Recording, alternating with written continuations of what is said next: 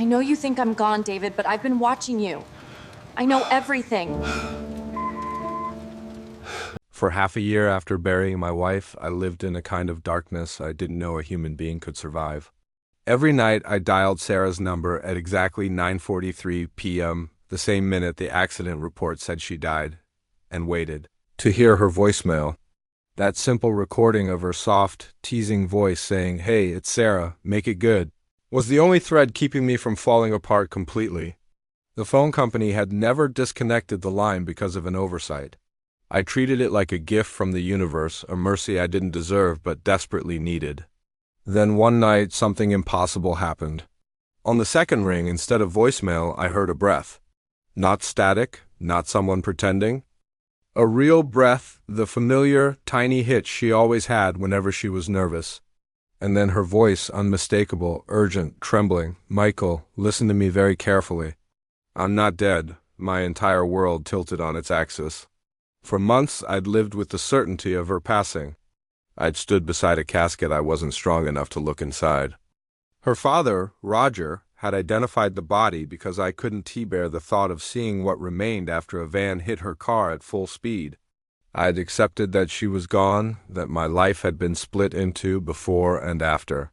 And yet the voice on the phone was not almost like hers. It was hers.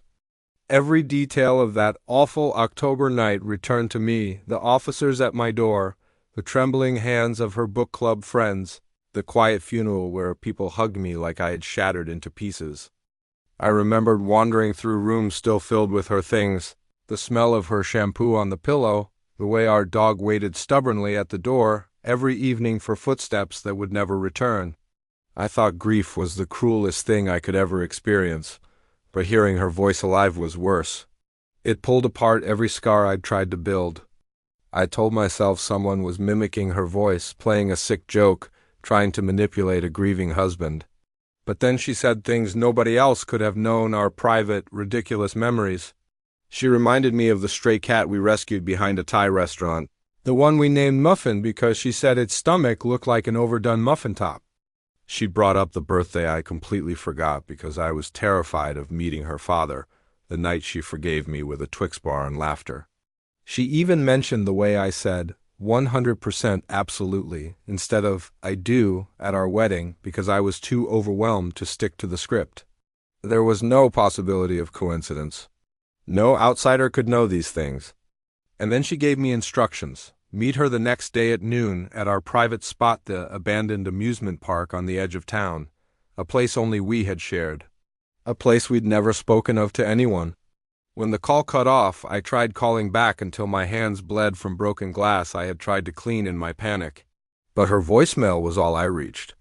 My sister insisted it was grief twisted into hallucination. My best friend urged therapy. But my mind kept circling back to something I'd ignored for months. Her wedding ring had never been found in the wreckage. That ring hadn't left her finger in 6 years, not for showers, not for sleep. Grief had blinded me to the significance. And there was something else. The accident report mentioned brake failure. Even though her car had just been serviced and checked, nothing made sense anymore. The next day I loaded my gun, unable to explain why except that a part of me sensed danger had been circling us long before Sarah's accident. I drove to the amusement park with a pounding heart and the certainty that whatever I found would change my reality forever. Exactly at noon, I saw a hooded figure limping by the rusted ticket booth. The limp froze me in place. Her ankle had never fully recovered from a skiing injury years ago. And then her voice cut through the air, filled with terror. "Don't come closer yet." When she finally pulled down her hood, I felt my heartbeat stop. It was her. Scarred, thinner, hair dyed black and chopped short, but still undeniably Sarah, the emerald eyes I kissed 1,000 times. The way her nose wrinkled when she was about to cry, they were all there. She told me the truth in fragments as though each word cost her strength. Her accident hadn't been an accident at all. She'd uncovered illegal activity in the library's basement archives, money laundering, forged documents, records never meant to see daylight. Someone discovered what she knew. The van driver had been paid to eliminate her, but she survived long enough for a woman named Fatima, hiding off-grid, to pull her from the wreckage before anyone else arrived. The body her father identified was another woman chosen for similarity in size, brutalized to hide differences.